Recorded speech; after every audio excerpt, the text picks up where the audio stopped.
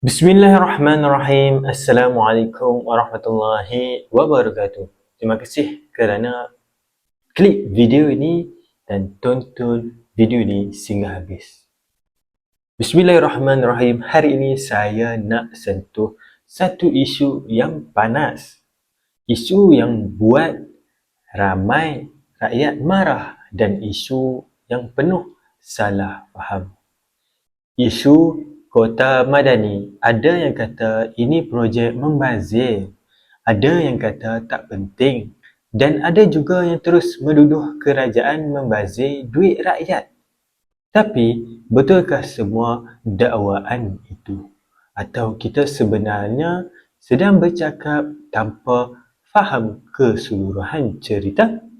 Tonton video ni sampai habis, jangan terus menghukum kerana video ini kita bincang dengan fakta, bukan emosi semata-mata, insya-Allah. Baru-baru ini, Perdana Menteri tampil mempertahankan projek Kota Madani selepas dikritik hebat oleh pembangkang dan netizen. Beliau menegaskan satu perkara penting, projek ini tidak menggunakan dana kerajaan. Ia dibiayai oleh Putrajaya Holding Sendirian Berhad, lebih dikenali sebagai PJH. Tujuan utama projek ini pula ialah menyediakan 10,000 unit kuartus untuk penjawat awam yang sedang memerlukan penempatan berdekatan tempat kerja. Ini bukan projek suka-suka, ini projek keperluan, bukan kemewahan.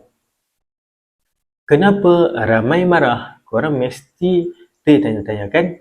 Persoalan rakyat sangat mudah. Kenapa bina bandar baru sedangkan rakyat masih susah?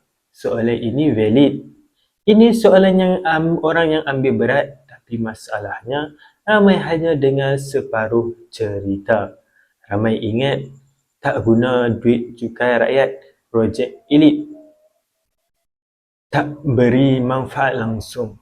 Sedangkan realitinya dibiayai entiti berkaitan kerajaan, bukan bajet negara.